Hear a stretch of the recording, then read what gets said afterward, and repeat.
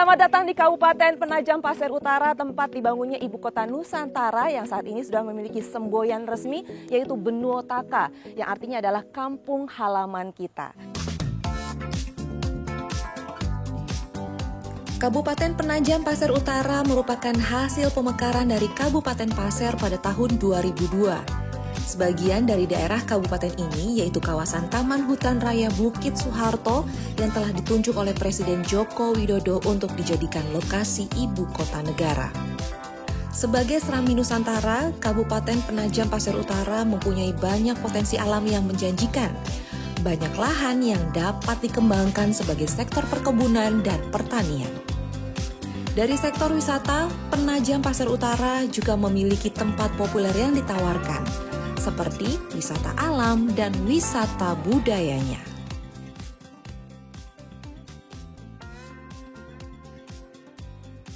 Dan di sini saya ingin menggali lebih dalam juga mengenal Kabupaten Penajam Pasir Utara ini bersama PJ Bupati yaitu Bapak Makmur Marbun.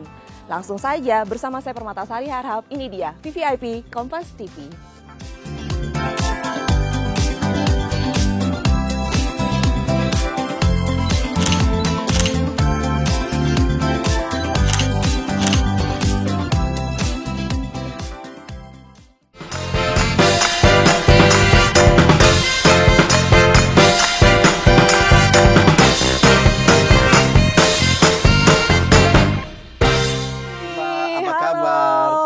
Sampai ke ibu kota negara Serambi Nusantara ini. Oh, terima kasih loh. Saya baru datang langsung disambut dengan apa kabar. Harus saya nanya kabar Bapak. Bapak apa kabar? Sangat baik dan luar biasa. Luar biasa. Karena sehat, saya ya, Pak? pagi jam 5 sudah biasa keliling olahraga. Wih, pantesan seger banget nih pagi-pagi. Iya. Masih pagi, seger. Ternyata sudah olahraga pagi-pagi tadi ya? Memang setelah saya di sini, saya ajak masyarakat itu 4:30 saya sudah olahraga dan masyarakat juga kita ajak untuk berolahraga supaya hidup sehat. Oh, itu sehat. Jadi memang itu. Setelah olahraga baru melanjutkan aktivitas. Oke, iya. Oh iya ya. Mungkin sudah tahu kali sedikit perkembangan Penajam Pasir Utara ya? Sudah, tapi ada yang saya penasaran di sini. Di sini kan sedang dibangun bandara VVIP. Waduh, itu luar biasa. Ini ada dramatis sekali itu di sana. Ada apa? Aduh, nantilah kita cek ke sana. Nanti kalau tidak dilihat oleh Mbak Aini ke sana, tidak sah. Tidak sah karena memang itu sesuatu menurut saya orang bilang kepada saya kok membangun kayak candi 1001 malam 1000 candi. Nanti kita lihat di sana seperti apa. Itu ya sesuatu yang mengharukan juga bagi tapi saya. Bagus. Tetapi ada sesuatu yang membuat saya menjadi semangat untuk tetap berkarya untuk untuk Nusa dan Bali, terutama untuk Kabupaten Penajam Pasir Utara. Oke, dan kita biasanya membutuhkan waktu berapa lama untuk menuju bandara VVIP, Pak? Kalau ke sana, kalau jalan kaki ya mungkin lumayan lah ya. Tapi kalau pakai mobil ke sana nanti setengah jam kita sampai. Setengah jam sampai. Luar biasa nanti menariknya kita lihat. Yang dulu hutan belantara sekarang disulap menjadi salah satu satu bandara VIP, nanti di sekelilingnya itu menjadi kota metropolitan yang baru. Nanti kita lihat. Itu berada di Kabupaten Penajam Pasir Utara, di Kecamatan Penajam. Berarti ini masih pagi, kalau kita ke sana kali ya? Silakan ayo kita jalan dulu ke sana. Terima kasih. Ya,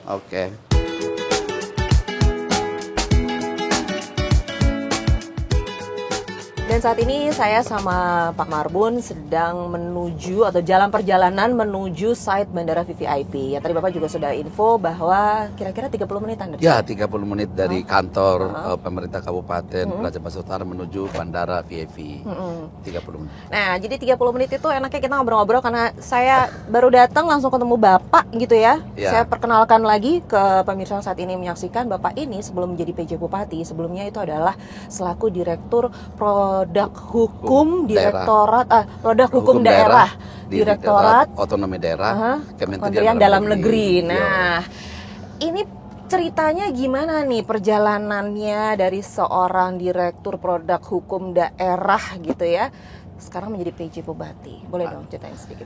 Ya, saya memang berpindah karir di Kementerian Dalam Negeri itu sejak tahun 85. Termasuk sudah lama sekali.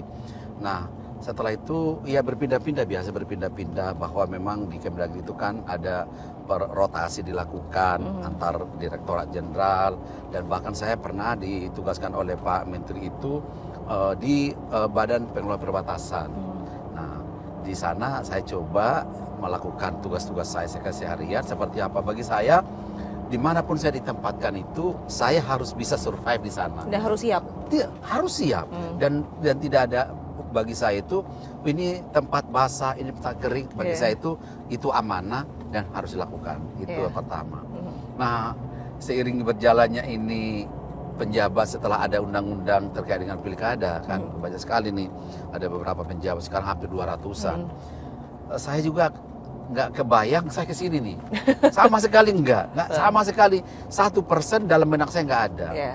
Saya dulu bercita-cita ya kalau memang Pak Menteri mengizinkan saya diberikan tugas dan tanggung jawab, ya saya pikir yang dekat-dekat saja lah, yang di di Jabodetabek lah. Jadi saya bisa menikmati itulah, bagaimana mall, bagaimana Pulau Jawa, masih gitu anak-anak bisa ini.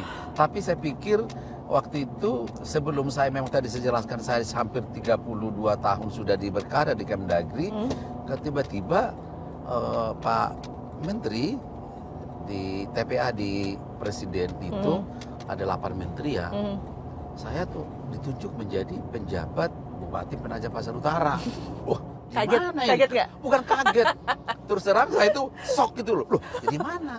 Saya berpikir kan kayak di Bekasi lah, di Tangerang lah, di Bogor lah kan jauh gitu. Ini. Begitu tang di situ, saya kayak disambar petir loh.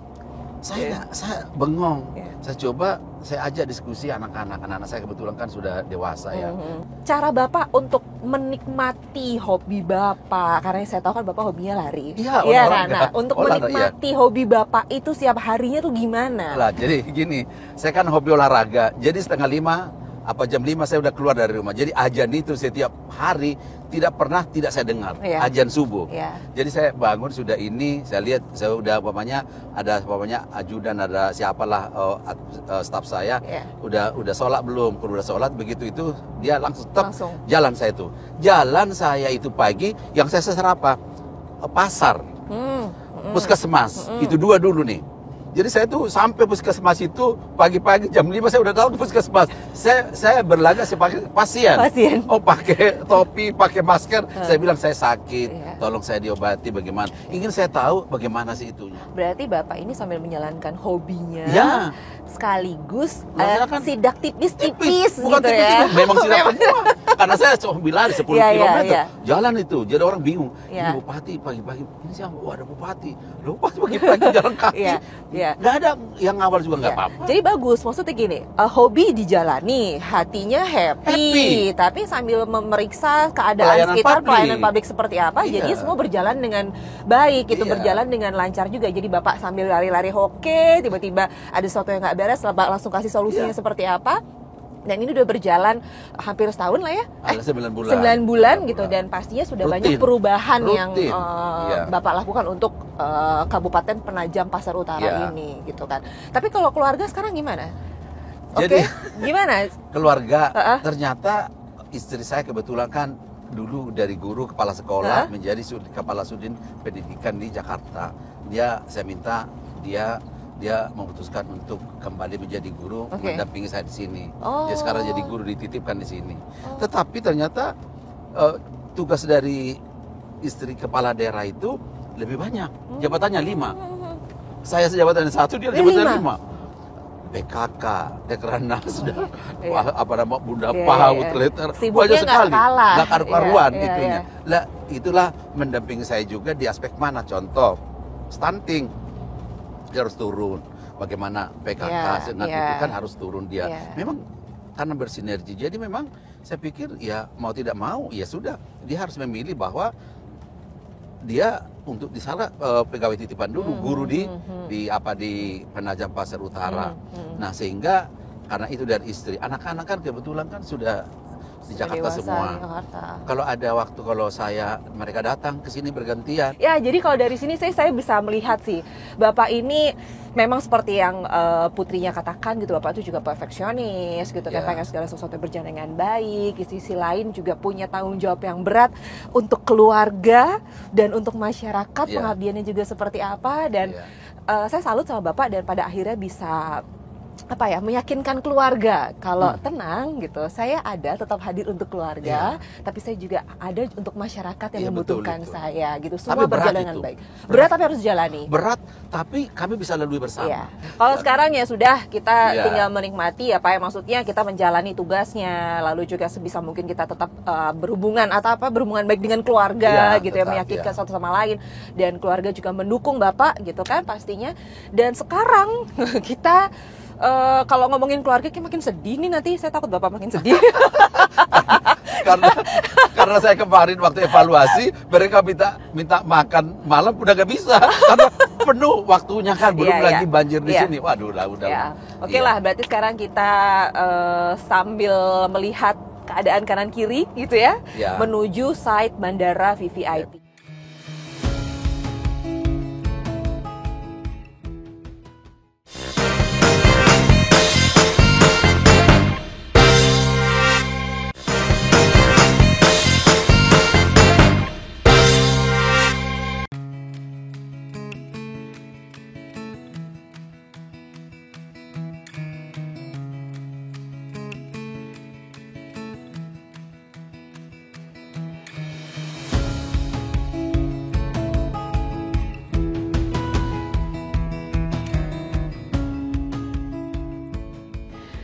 Saat ini saya dengan Pak PJ sudah sampai di site Bandara VVIP yang letaknya berada di wilayah IKN gitu ya saat ini, dan terik sekali.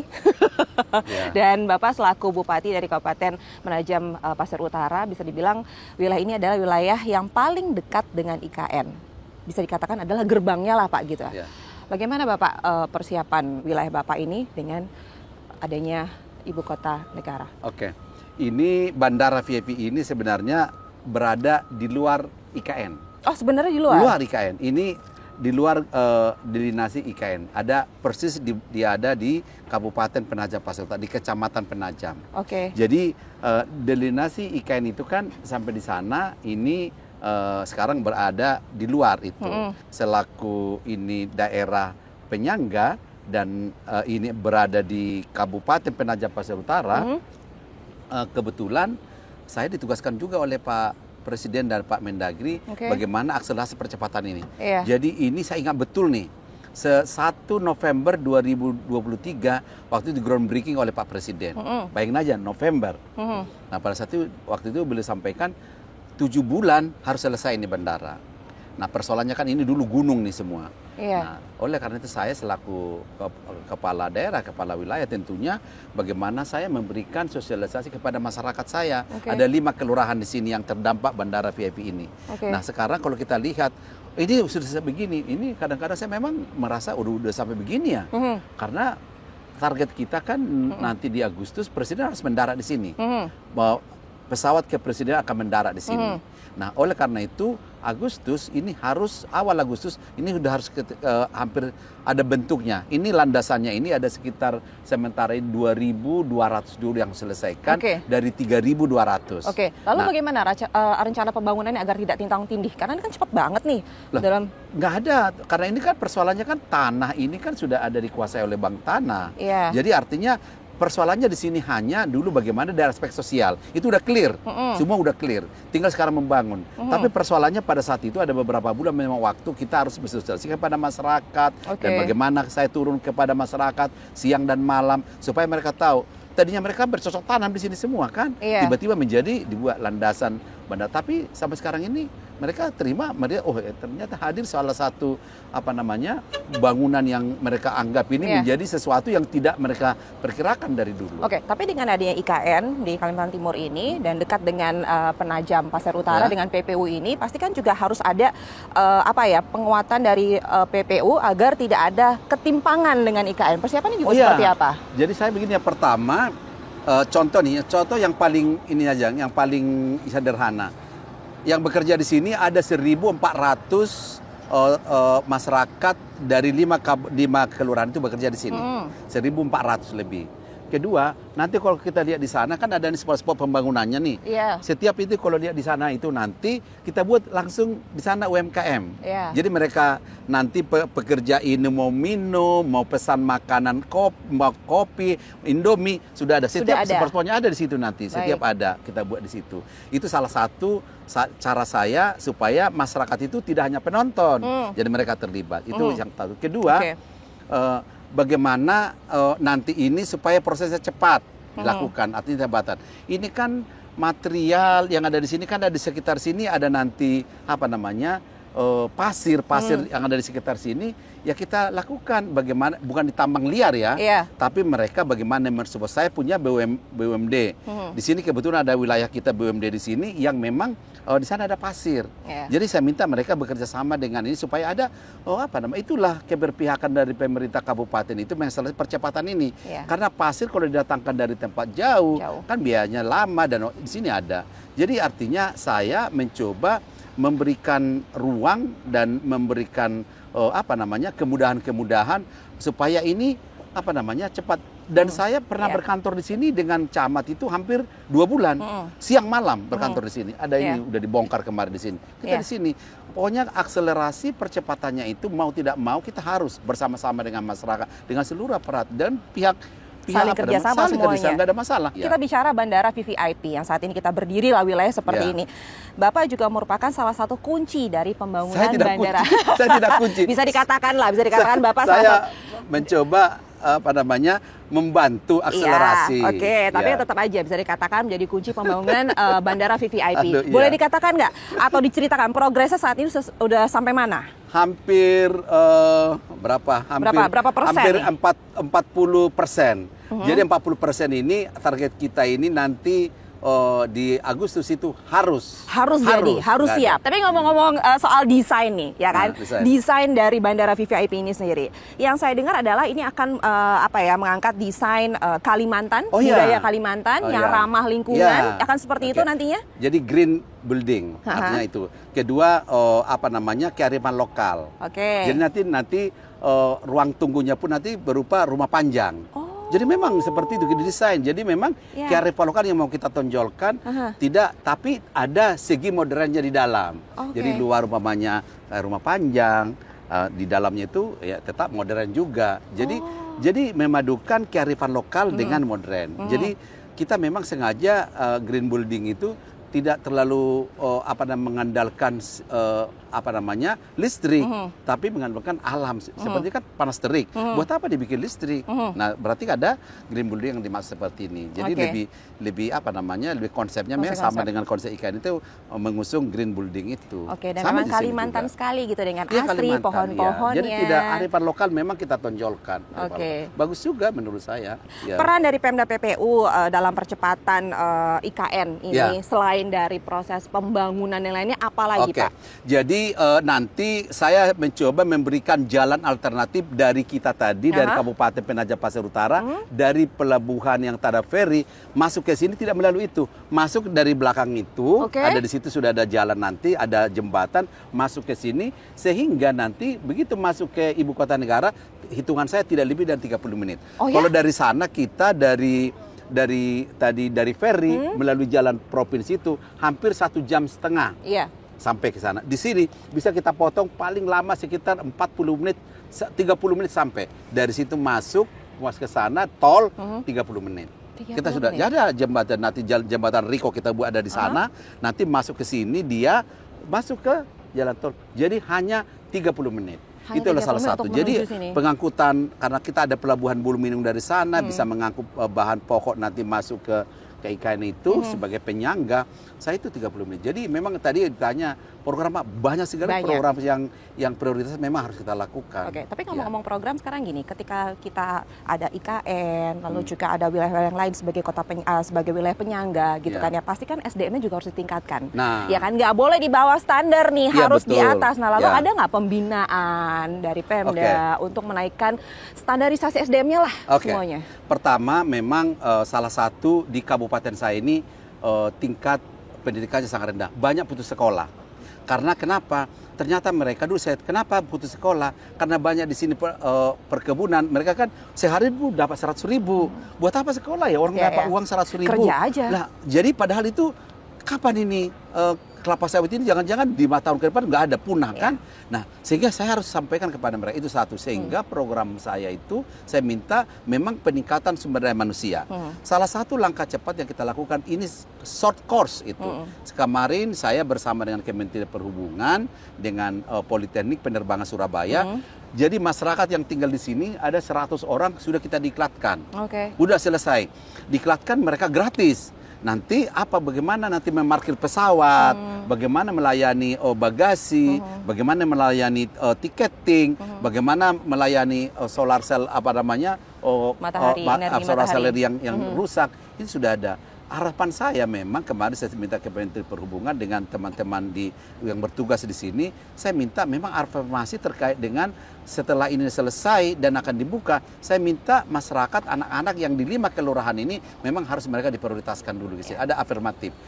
Sehingga mereka kita persiapkan. Saya selaku kepala daerah harus menyiapkan kamu masuk tapi nggak punya kompetensi kan nggak bisa. Jadi saya sekarang sudah saya cek kompetensi apa. Itu dari aspek kesiapan sumber daya manusia. Kedua masalah tadi pelayanan UMKM. Nanti saya udah minta kepada teman-teman di sini juga. Nanti di tempat itu akan dibuat space untuk nanti masyarakat saya yang memang terdampak. Yang tadinya mereka puluhan tahun di sini dan mereka hidupnya itu dari pertanian. Tiba-tiba tapi sekarang saya diklatkan.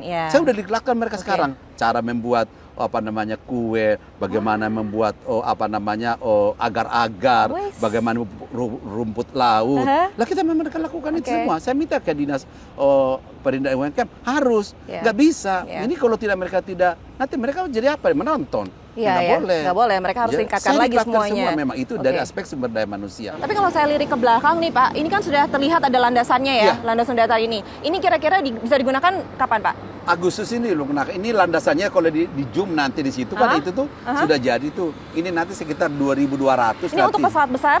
Pesawat besar nanti pesawat diperkirakan A380 itu mendarat 3.200 ini nanti. Jadi nanti pesawat besar nanti masuk di sini dan strukturnya pun sangat berbeda. Saya udah lihat kemarin, strukturnya sangat berbeda. Waduh, saya jadi penasaran. Nggak sabar untuk Agustus, mudah-mudahan saya punya kesempatan untuk landing di sini. Landing di sini nanti. Mungkin Pak Presiden nanti akan membawa tim jurnalis untuk melihatnya. Amin. Oke, baiklah. Saya kayak mau jalan-jalan sini dulu, boleh Pak? Kita keliling-keliling dulu ya. Boleh, saya mau keliling-keliling sama Bapak ya, melihat site Bandara VVIP.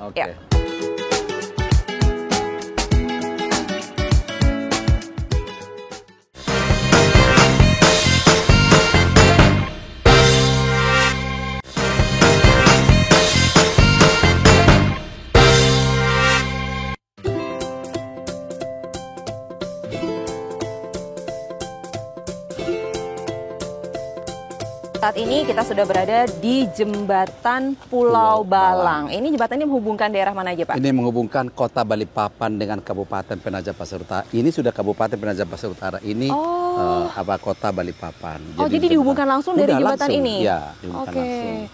Jadi ini Jembatan Pulau Balang menjadi ikonnya Kabupaten Penajam Pasir Utara. Jadi di Serambi Nusantara itu ada Jembatan Pulau Balang ini. Tapi kalau kita bicara ini kan menghubungkan gitu dari Balikpapan ke sini, pastikan juga nanti ini akan menjadi kawasan industri gitu ya. Nah, kalau perkembangan kawasan industri di kabupaten ini seperti apa? Nah, sekarang setelah kita kan lagi menyusun RT/RW. Ini semua kan kawasan industri nanti ini semua. Ini itu yang tadinya dia ini kan ada hutan perkebunan, sekarang itu menjadi kawasan industri. Nanti kita akan coba nanti ini ada industri yang akan kita kembangkan dan sebagian masuk hunian. Dan nanti rencanakan di Sepedang ini kan akan kita rencanakan mall karena kan ada untuk mendukung bandara VIP dan hotel nanti. Jadi mereka nanti begitu dari Balikpapan ke sini kan dekat, dari ke sini juga ke Balikpapan dekat. Jadi nanti di dalam RT/RW kita sudah kita desain ini sampai ke sana nanti itu menjadi kawasan industri semua. Rencana-rencananya apa saja yang akan dilakukan untuk mempercepat kawasan industri kabupaten ini, Pak? Jadi begini, kita sekarang kan sudah mencoba melakukan melakukan pertemuan-pertemuan kepada stakeholder ya, kepada investor. Saya bilang kepada investor kemarin, kalian boleh datang ke Kabupaten Penajam Pasir Utara. Saya berikan karpet merah. Artinya karpet merah untuk kalian datang. Kedua, saya sudah ada peraturan bupati insentif kepada investor. Jadi artinya kan sebenarnya Undang-Undang Cipta Kerja itu sebenarnya intinya itu bagaimana kepastian hukum dalam investor untuk menanamkan modalnya di salah satu wilayah. Ini yang saya usung ke sini. Makanya saya bilang, saya minta kepada seluruh DMPTSP, perizinan, kalau ada macet sehari aja, laporkan kepada saya. 24 jam, saya punya handphone, punya itu kasihkan kepada saya. Dan saya take over langsung. Saya udah sampaikan itu semua. Jadi sehingga masyarakat, investor yang datang ke sini itu nyaman betul dia. Nah, sehingga nanti bagaimana cara saya memberikan tadi karpet, apa karpet merah toh? Enggak. Nah, itu saya juga tanya, apa yang ditawarkan kepada para investor untuk hadir di sini? Tentunya saya siapkan air, saluran air, sanitasi, dan listrik. Kalau dia menyiapkan listrik kan biayanya kan besar. Nanti pemerintah daerah mencoba membuat ketersediaan air bersih. Bagaimana jalan kita buat di sana. Ini jalan Bulu Minung kan sudah ada kita buat di sana, nanti ada jalan di sana. Dan bagaimana ketersediaan listrik. Kemarin ada bertanya kepada saya, kalau kami menyiapkan listrik berarti kan membeli tiang sampai sekian banyaknya, berarti kan kami kosnya besar. Sehingga kami akan nanti menjualnya juga kepada masyarakat menjadi mahal. Saya bilang, itu tugas pemerintah, saya lakukan itu. Jadi itu blueprintnya seperti itu. Jadi mereka kemarin, ini hari Senin kalau nggak salah, dari Jepang itu akan datang ke sini. Udah kemarin untuk melihat. Dia bukan melihat lagi, kemarin kan sudah, saya sudah waktu Pak Bambang Brojonegoro, berdua kita menjadi panelis di Bank Tanah Pameran itu, saya sampaikan, saya bilang pada mereka, saya jamin 100%. Dan tidak ada hambatan apa-apa, tidak ada gangguan apa-apa. Saya take over semua, saya bilang itu. Jadi sehingga masyarakat tertarik, loh tuh gimana kalau begini, ayo. Tapi begitu dilihat, saya bilang, tapi tunggu RT RW kami, mudah-mudahan nanti 1-2 bulan ini kan selesai. Kalau tidak ada RT RW-nya belum selesai, nanti masuk ke OSS dia kan sudah jelas ini jadi peruntukannya untuk apa. Tadinya itu peruntukannya untuk perkebunan, berubah menjadi kawasan industri kan harus sesuai. Nah itu dirubah di RT RW kita. Ini menjadi prioritas kami dengan DPRD. Saya bilang minta tolong RT RW-nya itu harus selesai dalam 1-2 bulan ini. Itu untuk percepat kawasan industri ini di sini ya. Jadi sudah dipastikan nanti kalau investor hadir di sini sudah banyak yang akan ditawarkan gitu ya, segala sesuatu sudah disiapkan dan juga fasilitas juga sudah disiapkan di sini. Tidak hanya bandara VVIP saja. Tidak. Nah, dengan adanya percepatan kawasan industri kan pasti kan akan meningkatkan juga daya masyarakat sekitarnya gitu ya. Kalau saya mau tanya, angka kemiskinan di kabupaten ini saat ini seperti apa? Kemiskinan ekstrim kami itu kan sebenarnya kemarin tinggal sekitar 245 kalau nggak salah ya. Jadi memang kalau di sini miskin nggak terlalu banyak miskin. Nggak terlalu banyak. Karena kenapa? Ya itu tadi, sakingnya tapi putus sekolah ya banyak. Itu bukan karena kemiskinan, tapi karena memang ada pilihan lain. Habitnya dia itu merasa, loh saya bekerja, tiba-tiba saya udah dapat uang 150.000 per hari. Terus ngapain sekolah? Nah tapi ini yang saya rubah sekarang. Cara mindsetnya itu saya bilang, nah kalian tidak selamanya menggantungkan itu ke sumber alam yang ada di sini. Akan habis itu. Kamu harus ada ilmu. Makanya saya bilang kepada orang tua, ini usia sekolah, kalian harus dukung. Sehingga sekarang pertanyaannya, makanya sekarang sekolah di sini saya buat sekarang sekolah gratis pakaian. Masukkan ke APBD, APBD kita gratis untuk untuk pakaian untuk sekolah. Karena kenapa? Jangan dibilang, oh kami nggak punya uang untuk sekolah. Enggak. Jadi saya lakukan itu karena memang kalau nggak dilakukan oleh pemerintah, jangan paksakan orang seperti itu. Keren Pak. Kita juga sama-sama berharap semoga memang angka kemiskinan di sini juga semakin turun, tidak ada lagi bahkan. Ibu kota negara lagi. Karena sudah menjadi ibu kota negara, di mana ini menjadi pusatnya di sini, mau nggak mau SDM-nya juga harus lebih meningkat, ekonomi juga Pengangguran juga di sini sangat bisa kami tekan. Baiklah. Aduh, kalau ngomong sama Pak Maru ini seru banget. Saya mau keliling-keliling nih, boleh Pak? Karena kalau ngomongin PPU ini nggak bisa sebentar, harus. Dan saya di luar kepala PPU. Mau tanya di mana pun luar kepala. Oke, kita sambil jalan-jalan ya. Makasih. Yuk.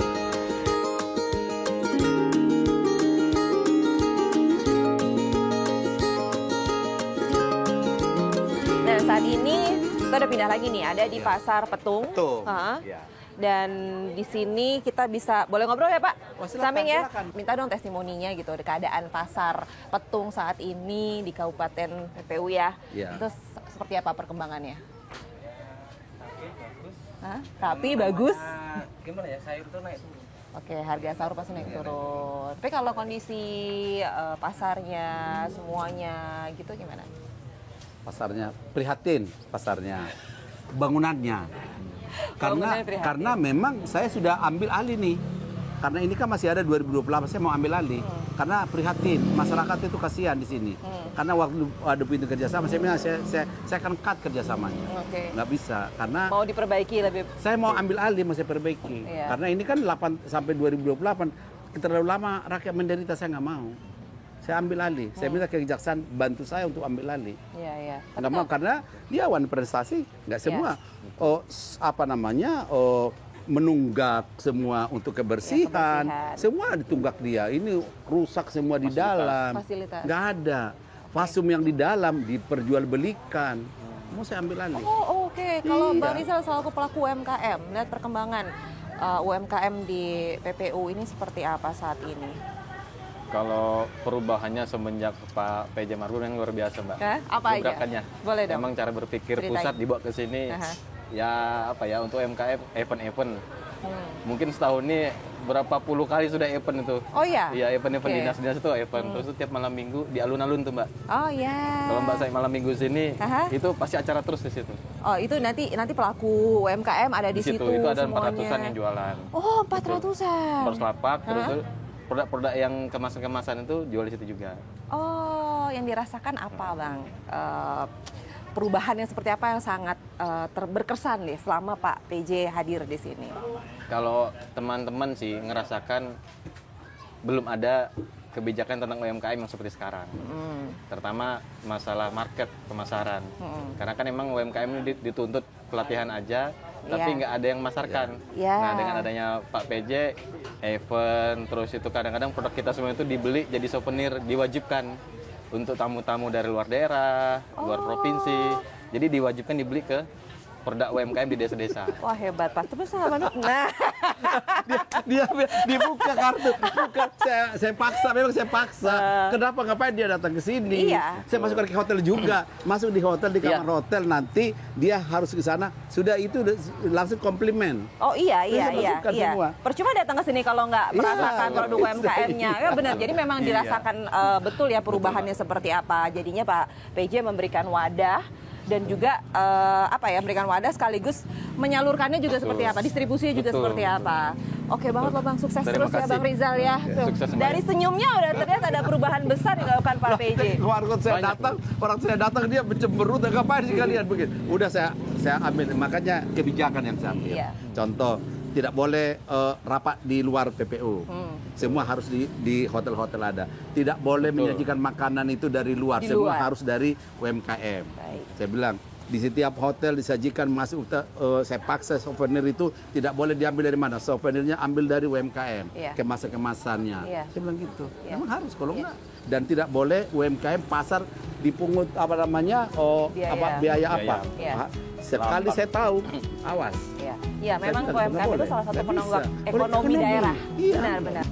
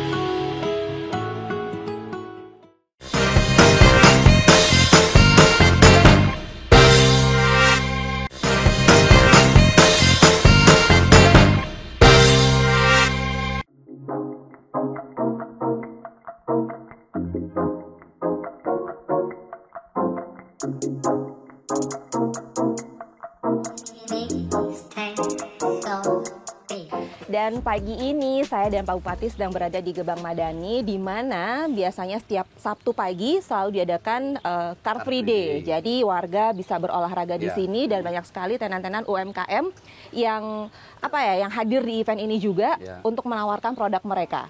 Benar ya Pak ya? Dan di belakang kita ada salah satu produk UMKM unggulan juga di sini yang kesukaan Bapak juga atau seperti apa nih? Oke. Jadi memang ini kan kabupaten yang kemarin saya sampaikan ini haus hiburan. Jadi kita malam minggu kan sudah ada pentas seni dengan UMKM. Karena memang permintaan dari masyarakat kepada saya harus dibuat beberapa event sehingga UMKM itu ada. Sehingga waktu saya minta dibuat di sini Car Free Day. Car Free Day itu dalam arti bersama dengan olahraga juga. Nah di sini setelah ada Car Free Day, memang sengaja saya minta kalau ada Car Free Day, pemerintah tidak boleh menyediakan air minum dengan snack. Jadi semua yang ada di sini, yang datang ke sini, biarkan mereka membeli seluruh produk yang ada di sini, yang ada di sini. Nah, di samping itu sehingga supaya maju. Nah, contohnya ini. Ini ada sushi. Ada sushi. Sushi lokal sini. Sushi produk dari PPU. Nah, kemarin saya minta masyarakat kok ke Balikpapan itu cari sushi, sushi yang macam-macam di sana, di luar sana. Tapi saya pikir kenapa harus ke sana ya? Coba buat sushi yang ada di sini, sushi by produk lokal dari PPU. Saya minta belikan dulu dari sana susinya bermacam-macam, bawa ke sini, baru kalian tiru dulu dan rasakan seperti apa. Nah, kalau memang tidak sama rasanya itu tidak 100%, coba coba ya. Ini dulu. Jadi ini memang Bapak mendukung sekali UMKM di sini dan saya tahu Bapak sebagai Bapak UMKM jadi disayangi oleh mereka pelaku usaha. Jadi saya memang pemimpin itu harus hadir dimanapun. Nah, oleh karena itu kalau kita mau memajukan UMKM yang itu menjadi tulang punggung perekonomian daerah, kita harus bisa bersama-sama dengan mereka. Jadi coba dirasakan. Coba dulu ya. Ini adalah sushi buatan khas dari PPU. Tidak jauh beda dengan sushi-sushi yang ada di mana-mana. Iya benar, enak. Iya. Padahal ini masih memakai beras lokal ya. Ini? Beras lokal. Nah kemarin saya minta, kan ada beras terkenal, beras dari Babulu itu ada yang lebih bagus. Nah kemarin saya minta, tapi memang karena ini harganya murah. Ada sangat murah. Boleh tahu nggak kalau ini harganya berapa?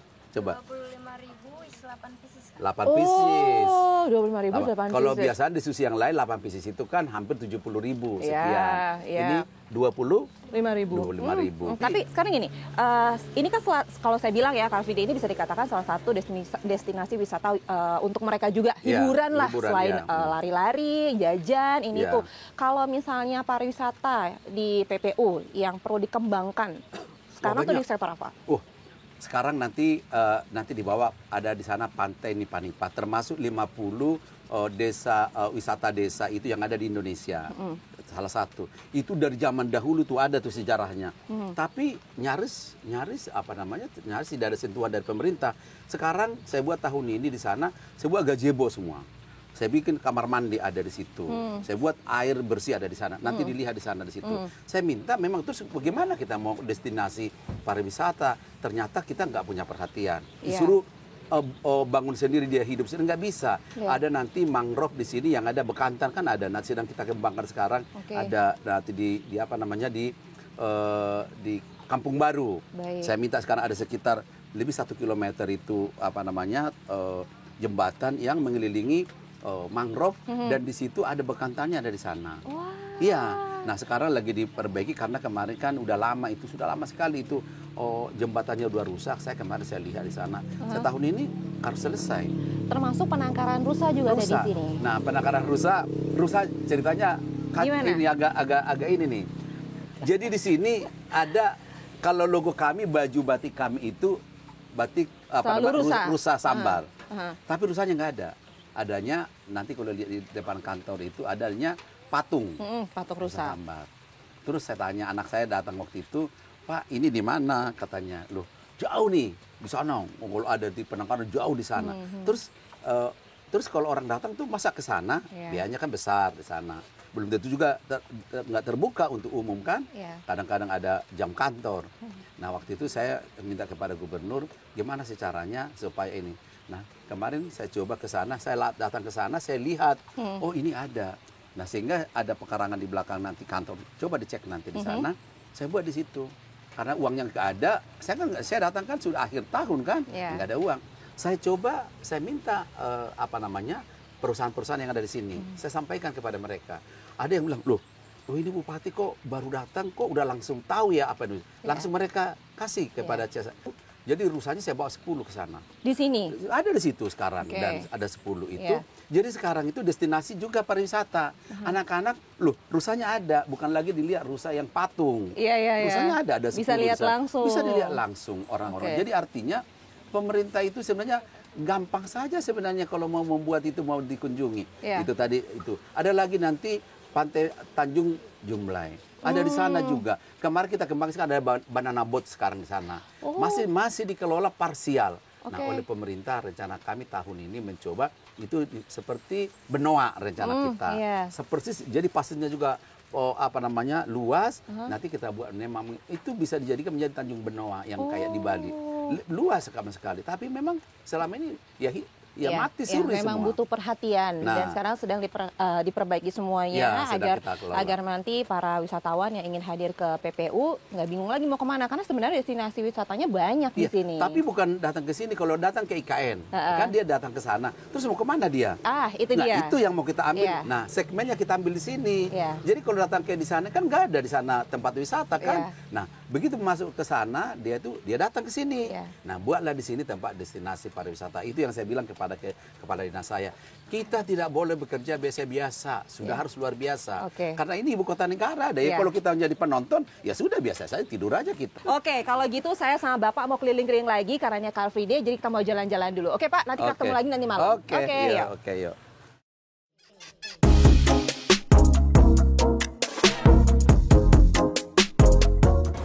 Sabtu malam ini saya ditemani oleh Bapak dan juga Ibu ada di alun-alun Penajam Pasar Utara untuk menikmati pasar seni ya. Seperti Bapak katakan tadi, kalau setiap hari Sabtu malam ada pasar seni di mana pelaku usaha hadir di sini untuk menjual produk-produk mereka. Sebanyak ini, Pak. Jadi memang setiap malam minggu kita ciptakan di tempat ini ada pentas seni dan UMKM. Kita padukan. Jadi ini UMKM ini dulu saya nggak tahu di mana ini semua, tapi setelah saya di sini mungkin hampir 400 ini. Ada. Saya pelihara betul ini. Tidak boleh ada yang mereka dipersulit ataupun diminta ada iuran apa-apa, tidak boleh. Jadi memang gratis di sini dan kita siapkan. Dan bahkan memang masih ada nanti satu lagi di sana karena tidak muat di sini. Ada 400 ini sekarang banyak. Jadi mereka ini saya pikir memang harus terbuat wadah untuk mereka. Jadi mereka datang sebelum menikmati beli makan yang murah, menikmati musik-musik yang ada di sana, dan memang kita coba bagaimana menghidupkan talent-talent yang ada di sini. Dan saya lihat memang ramai sekali dari berbagai usia, ada anak-anak kecil, ada remaja, ibu semua bisa menikmati ini.